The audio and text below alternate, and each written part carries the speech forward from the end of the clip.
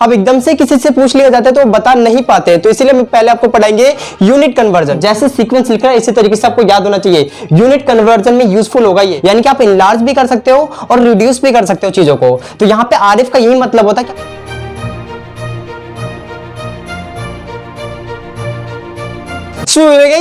गुप्ता, और आज की वीडियो में स्टार्ट करने जा रहे हैं इंजीनियरिंग ड्राइंग के मॉड्यूल नंबर फर्स्ट को, यानी कि फाइनली स्टूडेंट आज के जो हमारी वीडियो का टॉपिक है उसके अंदर हम डिस्कस करेंगे इंजीनियरिंग ड्राइंग के मॉड्यूल नंबर फर्स्ट को। और आप सभी को मैंने बताया था कि आपका इंजीनियरिंग ड्राइंग का जो सिलेबस है उसके अंदर हम कौन कौन से मॉड्यूल्स को डिस्कस करने वाले हैं, और भी मैंने बहुत सारी चीजें बताई थी। अगर आपने वीडियोस नहीं देखी है डिस्क्रिप्शन बॉक्स में लिंक है, जरूर देख लीजिएगा। आज के इस वीडियो का टॉपिक है कि मॉड्यूल नंबर 1 जो आपका था स्केल करने से पहले मैं आपको बहुत सारी चीजें बताना चाहता हूं। सबसे पहले यूनिट कन्वर्जन आप सभी को जरूर आना चाहिए, क्योंकि यूनिट कन्वर्जन बहुत इंपॉर्टेंट होता है और बहुत सारे स्टूडेंट को यूनिट कन्वर्जन नहीं आता है।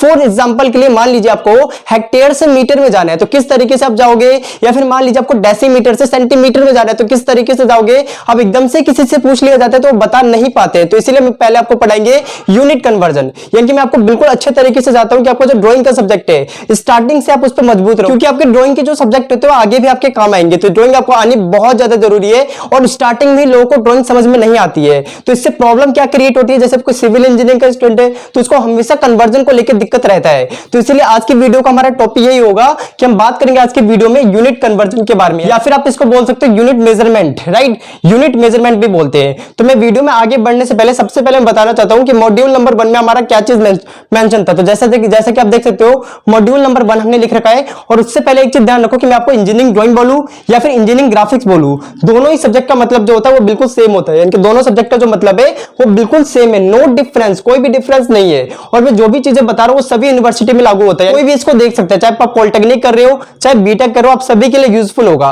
तो सबसे पहले स्टूडेंट देखिए मॉड्यूल नंबर 1 जो था हम इसके अंदर क्या पढ़ने वाले थे मैं आपको एक बार ओवरव्यू देता हूं। तो फाइनली आप देख सकते हो हम यहां इसके अंदर पढ़ेंगे इंट्रोडक्शन टू ईडी, यानी कि हमारा जो टॉपिक था मॉड्यूल नंबर फर्स्ट का वो था इंट्रोडक्शन टू ईडी। इसके अंदर हम पढ़ने वाले थे स्केल के बारे में। सबसे पहले देख लीजिए इसके अंदर हम पढ़ेंगे यूनिट एंड मेजरमेंट, यानी कि यूनिट एंड मेजरमेंट वाला सबसे पहला टॉपिक है, इसी को हम बोलते हैं यूनिट कन्वर्जन, यानी कि यूनिट कन्वर्जन हम इसी के अंदर सिखाएंगे। एंड देख सकते हैं आप सेकंड हम क्या पढ़ेंगे इसके अंदर प्लेन स्केल, यानी कि प्लेन स्केल क्या होता है। एंड देन इसके बाद देख सकते हो डायगोनल स्केल क्या होता है, यहां पे नेक्स्ट लिख रखा है वर्नियर स्केल क्या होता है। तो यहां पे स्टूडेंट अगर हम बात करें आज के लेक्चर के बारे में तो फाइनली आज के लेक्चर में आपको क्या क्या डील करने वाले देख लीजिए, हमने यहां पे लिख रखा है। तो सबसे पहले हम बात करेंगे यूनिट एंड मेजरमेंट के बारे में, एंड देन हमारा सेकंड टॉपिक होगा इसी के अंदर। देखो यूनिट एंड मेजरमेंट दो टाइप के होते हैं आपके, एक तो आपका मैट्रिक होता है और दूसरा आपका होता है ब्रिटिश सिस्टम, तो इसके बारे में पढ़ाएंगे आपको। एंड देन कुछ एग्जांपल्स देख लेंगे हम, ठीक है, जैसे मान लो आपको हेक्टेयर को मीटर में चेंज करना हो तो कैसे चेंज करोगे, यानी कि कन्वर्जन वाले क्वेश्चन कर लेंगे। एंड देन हम बात करेंगे रिप्रेजेंटेटिव फ्रैक्शन, यानी कि रिप्रेजेंटेटिव फ्रैक्शन यानी कि आरएफ के बारे में हम बात करेंगे।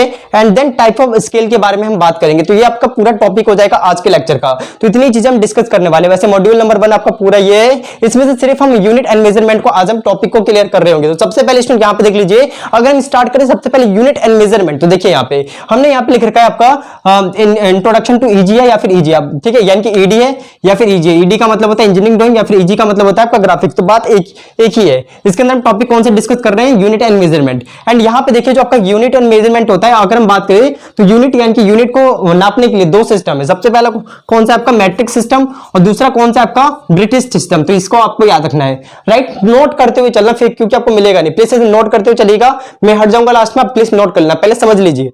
तो ये दो टाइप के होते हैं आपके, एक तो मैंने लिख रखा है मैट्रिक सिस्टम, दूसरा आपके पास ब्रिटिश सिस्टम, राइट, क्लियर है। एंड देन उसके बाद यहाँ पे देखिए, अगर यहाँ पे कन्वर्जन ध्यान से समझ लो, कन्वर्जन अगर आपने ध्यान से समझ लिया ना तो आपको बहुत सारा प्रॉफिट हो जाएगा। तो पहले देख लीजिए, हम पहले बात करते हैं मैट्रिक सिस्टम के बारे में। आपने ये पढ़ रखा होगा बहुत आसान, ध्यान से सुनिएगा। सबसे पहले स्टूडेंट यहाँ पे देखिए जो 10 mm होता है, 10 mm में 1 सेंटीमीटर होता है, ये चीज क्लियर आपको, राइट। एंड यहाँ पे देख लीजिए 10 सेंटीमीटर को यहाँ पे 10 सेंटीमीटर में 1 डेसीमीटर होता है और 10 डेसीमीटर में 1 मीटर होता है। यहां तक क्लियर है आपको। इस तरीके से आप ध्यान रखो, जैसे सीक्वेंस लिख रहा है इसी तरीके से आपको याद होना चाहिए, यूनिट कन्वर्जन में यूजफुल होगा ये। एंड देन इसी तरीके से अगर हम बात करें तो देख सकते हो 10 मीटर में 1 डेकामीटर होता है और 10 डेकामीटर में 1 हेक्टोमीटर होता है और 10 हेक्टोमीटर में 1 किलोमीटर होता है। तो ये चीज क्लियर है आपको, प्लीज इसको ध्यान रखिएगा इसी सीक्वेंस में। इस सीक्वेंस को कभी मत तोड़िएगा, क्यों? क्योंकि बहुत इंपॉर्टेंट, मैं भी आपको क्वेश्चन कराऊंगा ना वहां पे यूजफुल आएगा। तो सबसे पहले आप ध्यान रखो कि 10 mm में 1 सेंटीमीटर होता है। एंड देन उसके बाद मैंने आपको क्या बता रखा है, यहाँ पे देख सकते हो 10 सेंटीमीटर में 1 डेसीमीटर होता है और 10 डेसीमीटर में 1 मीटर होता है और 10 मीटर में 1 डेकामीटर होता है। डेसीमीटर ऊपर है, डेकामीटर नीचे है। डेकामीटर सेंटीमीटर बड़ा होता है, डेसीमीटर छोटा होता है। क्लियर है आपको? एंड देन यहाँ पे देख सकते हो 10 डेकामीटर में 1 हेक्टोमीटर होता है, 10 हेक्टोमीटर में 1 किलोमीटर होता है। तो ये चीज क्लियर है, इसको हम बोलते हैं मैट्रिक सिस्टम। ये आपका मैट्रिक सिस्टम है। एंड देन स्टूडेंट यहाँ पे आप देख सकते हो नेक्स्ट हमारा कौन सा सिस्टम होता है, ब्रिटिश सिस्टम होता है। इसके ऊपर हम क्वेश्चन करेंगे, घबराइए मत। बेसिक यहाँ पे आज का लेक्चर मैं समझता हूँ बेसिक में आपको बता रहा हूँ, लेकिन डोंट वरी, यही बेसिक आप सबका आगे बहुत यूजफुल आएगा। तो वीडियो को पूरा देखना ताकि मैं सही तरीके से आपको जो भी डील करना चाहता हूँ मैं आपको फाइनली बता सकूं। एंड देन स्टूडेंट यहाँ पे आप देख सकते हो ब्रिटिश सिस्टम। तो ब्रिटिश सिस्टम में देखिए अगर हम बात करें 2.54 सेंटीमीटर जो होता है वो 1 इंच के बराबर होता है। यानी कि 1 इंच में कोई भी पूछ ले कितने सेंटीमीटर होता है तो क्या बोलोगे 2.54 सेंटीमीटर। क्लियर है? राइट। एंड इसी तरीके से 12 इंच जो होते हैं, 12 इंच में 1 फुट होता है। यानी कि 12 इंच में 1 फुट होता है, 12 इंच में 1 फुट होता है। वेरी इंपॉर्टेंट, ध्यान रखिएगा इस चीज को। एंड देन इसी तरीके से 3 फुट फीट में अगर हम बात करें, यानी कि 3 फीट में 1 यार्ड होता है। 1 यार्ड का मतलब क्या होता है, यार्ड का मतलब होता है गज, यानी कि 1 गज होता है। क्लियर हो आप लोगों को? और इसी तरीके से अगर मैं लिखूं 220 यार्ड में, यानी कि 220 यार्ड में 1 फरलोंग होता है, 1 फरलोंग होता है। क्लियर? एंड इसी तरीके से हमने यहाँ पे लिख रखा 8 फरलोंग में आपका 1 मील होता है। तो ये चीज क्लियर है, इसी सीक्वेंस में आप याद रखिएगा, बहुत यूजफुल होगा आप सभी के लिए। अगर मैं यहां पे बात करूं तो मैं दोबारा से आपको बता देना चाहता हूं 2.54 सेंटीमीटर में 1 इंच होता है, 12 इंच में 1 फुट होता है, और यहां पे 3 फीट में आपके 1 यार्ड होता है, यानी कि गज होता है। और यहां पे 220 यार्ड में 1 फरलोंग होता है, और यहां पे नेक्स्ट लिखा हुआ है मैंने कि 8 फरलोंग में 1 मील होता है। तो क्लियर हुआ ये? प्लीज ध्यान रखना इस चीज को। आपको लग रही होगी छोटी चीज है, लेकिन बहुत इंपॉर्टेंट है। इसी को लेकर बहुत सारे स्टूडेंट कंफ्यूज होते हैं। जब भी हम यहाँ पे क्वेश्चन करेंगे ना स्केल वाले, जब भी हम प्लेन स्केल बनाएंगे, डायनेमिक स्केल बनाएंगे, तो यहाँ पे बहुत सारी चीजें काम आएंगी। तो इन चीजों को आप ध्यान रखिएगा। अगर मैं बेसिक सा क्वेश्चन करा ले तो चलिए एक बार आप नोट करिए, फिर मैं आपको कुछ क्वेश्चन कराता हूं, फिर मैं आरएफ के ऊपर बात करेंगे। तो प्लीज नोट।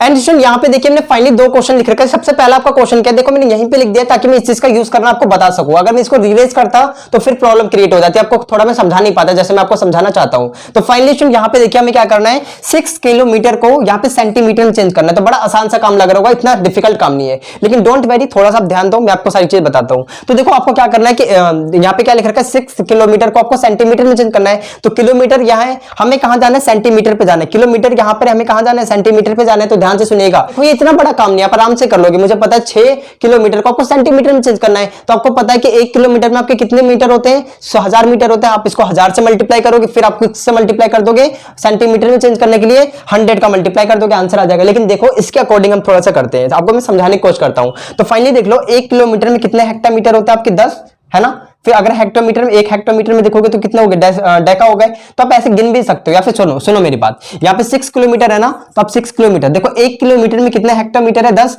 तो यहाँ पे क्या आ जाएगा आपका 10 हेक्टोमीटर। 10 देखो इंटू में हमने लिख दिया यहाँ पे, देखो 6 इंटू 10, ये आपका हेक्टोमीटर है ना यहाँ पे। अब देखो यहाँ पे हेक्टोमीटर है, अब 1 हेक्टोमीटर में कितने डेकामीटर है आपके, 10। तो यहाँ पे आपका क्या जाएगा, 10 डेकामीटर।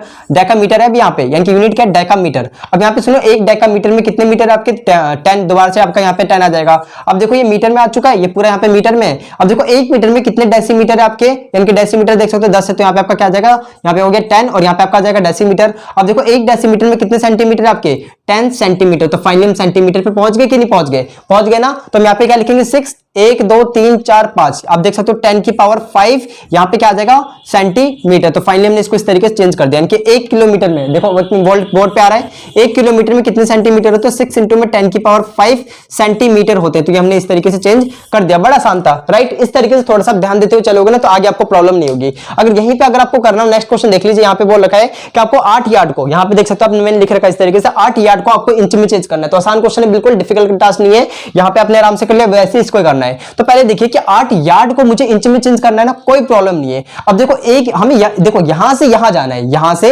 यहां पे जाना है, कोई प्रॉब्लम नहीं, पहुंच जाएंगे आराम से। यानी कि यार्ड से हमें इंच में जाना है। तो पहले देखो 1 यार्ड में कितने फीट होते हैं, 3 फीट होते हैं, ठीक है। यानी कि यहाँ पे 8 इंटू 3 लिख देंगे, यहाँ पे फीट आ जाएगा, है ना। अब फीट आ गया। अब इस फीट की जगह देखो 1 फुट में कितने इंच होते हैं, 12 होते हैं। तो यहाँ पे आपने लगा, इसको हटा दोगे, यहाँ पे लिख दोगे 12 इंच, यहाँ पे आपका आ जाएगा 12 इंच। अब आपको क्या करना है, इसको इससे मल्टीप्लाई कर दोगे, 24 आ जाएगा। इस तरीके से 24 आ गया। 24 को हम 12 से मल्टीप्लाई कर देंगे तो 48, और यहाँ पे 4 आएगा, इस तरीके से 24, और ये आपके हो जाएंगे ये इस तरीके से 28। तो फाइनली हमारा ये आ गया 288 इंच, यानी कि इस तरीके से हम अपना आंसर निकाल देंगे फाइनली। तो ये कितना इजी था। तो फाइनली इस तरीके से आप कर लीजिएगा, मैंने आपको समझा दिया। 24 हो जाएगा, 24 को हम 12 से मल्टीप्लाई करेंगे, 48 का 8 हाथ से लगा 4, और ये 24 बिल्कुल ठीक है, 24 और ये ठीक है। हाँ, तो इस तरीके से हम इसको चेंज कर देंगे। तो बिल्कुल आसान टास्क था, डिफिकल्ट तो नहीं लगा, बिल्कुल आसानी तरीके से इस तरीके से आपको करना था। तो ये मैंने आपको बता दिया कन्वर्जन, किस तरीके से आपको कन्वर्जन करना है। अब हम बात करते हैं हैं, देखो दो टॉपिक हो चुके हैं, ये हमने क्लियर करा, ये हमने क्लियर कर लिया, एग्जांपल्स हमने आपको बता दिए। अब हम बात करते हैं आरएफ के बारे में, रिप्रेजेंटेटिव फ्रैक्शन के बारे में हम बात करते हैं, तो प्लीज इतना नोट करें पहले।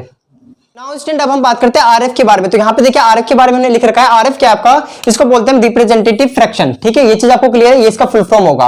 अब यहाँ पे देखो आरएफ का क्या मतलब है, आप एक बात बताइए, अगर आप किसी भी ऑब्जेक्ट को देखेंगे या फिर आप मान लीजिए आपको एक घर बनाना है, तो क्या आप उस घर को जब आप ड्रॉइंग शीट पे बनाओगे तो एक्चुअल वही लेंथ रखोगे क्या, जितना बड़ा घर था उतनी बड़ा बना कैसे लोगे, नहीं बना पाओगे।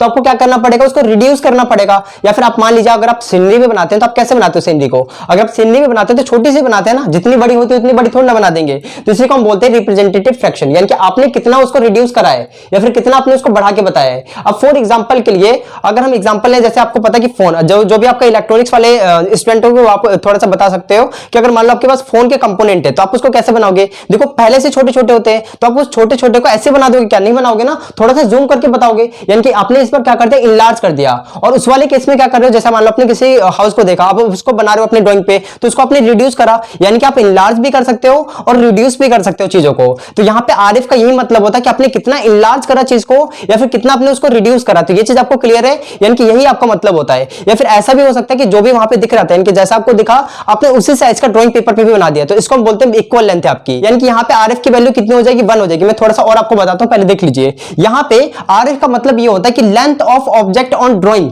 सीट, यानी कि ड्राइंग सीट पे जितनी उसकी लेंथ है उसको ऊपर रखिए और नीचे किसको रखना है, एक्चुअल लेंथ ऑफ ऑब्जेक्ट, यानी कि ऑब्जेक्ट की जो एक्चुअल लेंथ है उसको अंदर यानी कि नीचे रखना है आपको। यानी कि ये इसका फॉर्मूला, इसका फॉर्मूला क्या है कि एक्चुअली में जो लेंथ है उसको नीचे रख दीजिए और जो आप ड्राइंग पे ले रहे हो उसको ऊपर रखिए और यहाँ पे आपकी वैल्यू निकाल लीजिए। फॉर एग्जाम्पल के लिए जैसे मान लो मेरे पास 1 मीटर है, 1 मीटर को मैं 1 मीटर था, एक्चुअल में इसकी लेंथ कितनी थी, एक्चुअल लेंथ कितनी थी ऑब्जेक्ट की, 1 मीटर थी। अब मैं इसको रिड्यूस करके, यानी कि मैंने रिड्यूस करके अपने ड्राइंग शीट पे कितना ले रहा हूँ, 1 सेंटीमीटर ले रहा हूँ। और मेरे से किसी ने पूछा आरएफ की वैल्यू बताओ, तो कैसे बताएंगे, देखो ड्राइंग पे कितना लिए हो, 1 सेंटीमीटर, और था कितने का वो एक्चुअल में 1 मीटर का, तो 1 मीटर लिखो। अब यहाँ पे आरएफ की वैल्यू निकालनी, देखो दोनों को मीटर सेंटीमीटर में चेंज कर लो या फिर मीटर में चेंज कर लो, तो हम इसको सेंटीमीटर में चेंज कर लेते हैं। 1 मीटर में 100 सेंटीमीटर होते हैं, तो सेंटीमीटर से सेंटीमीटर कट जाएगा, तो यहाँ पे आरएफ कितना आ जाएगा, 10 की पावर -2। यहाँ पे देख सकते हो इस तरीके से हमारी आरएफ आ जाएगी। आरएफ की कोई यूनिट होती है क्या, कोई यूनिट नहीं होती भाई। देखो ना ये भी आपकी लेंथ है, ये भी लेंथ है, यहाँ भी सेंटीमीटर होगा, यहाँ भी सेंटीमीटर होगा, या फिर यहाँ भी मीटर होगा, यहाँ भी मीटर होगा, या फिर कोई भी यूनिट होगी तो कट जाएगी ना। तो आरएफ की कोई भी यूनिट नहीं होती है, क्लियर हो आपको, आरएफ की कोई भी यूनिट नहीं हो सकती है। और यहाँ पे देख सकते हो आरएफ कैसा आ रहा है, नेगेटिव आ रहा है कि नहीं, अगर आप इसको 1 डिवाइडेड बाय 100 करोगे तो 0.01 आएगा कि नहीं आएगा। अब एक बात बताओ, ये जो है रिड्यूस कर रहा है, आरएफ की वैल्यू इस तरीके से फ्रैक्शन में आ रही है। तो फ्रैक्शन में आने का क्या मतलब होता है, फ्रैक्शन में आने का मतलब ये होता है, जैसे आप देखते हो 1/100 है तो फ्रैक्शन में आया या फिर पॉइंट्स में आ रही है, तो इसका मतलब आपने रिड्यूस करा है। क्लियर हुआ, आपने क्या करा है, रिड्यूस करा है। और अगर यहाँ पे आरएफ की वैल्यू जैसे मान लो 1 मीटर का ही था, अब मैंने 1 मीटर का ही ड्राइंग शीट पे बना दिया, तो 1 मीटर का था ही आपका, 1 मीटर का अपने ड्राइंग शीट पे बनाया है, तो अगर आप इन दोनों को डिवाइड करोगे तो कितना आ जाएगा, आरएफ कितना आ गया, 1। अगर आपने वही स्केल रखा है जो आपका ऑब्जेक्ट का एक्चुअल में था, तो फाइनली आरएफ की वैल्यू कितनी हो जाएगी, 1। और मान लो आपने इस बार इनलार्ज कर दिया, जैसे मोबाइल का कंपोनेंट है, आप तो उसको लार्ज करके बनाओगे, तो जैसे मान लीजिए आपका कुछ था इस तरीके से, यानी कि 1 सेंटीमीटर का कोई था, आपने क्या करा है, यानी कि इतने का था, एक्चुअल में इतने का था, आपने क्या करा, 1 सेंटीमीटर को आपने 1 मीटर में बनाया, तो आप देखिएगा एक्चुअल में कितने का था, एक्चुअल में कितने का था, 1 सेंटीमीटर का, तो 1 सेंटीमीटर नीचे आएगा, एक्चुअल वाली चीज नीचे आती है, देखो फॉर्मूले में। और ड्राइंग पे आपने कितने बनाई है, 1 मीटर बनाई है ना, तो 1 मीटर हमने ऊपर रखा। 1 मीटर में कितने सेंटीमीटर होते हैं, 100 होते हैं, तो यहाँ पे आप 100 लिख दोगे।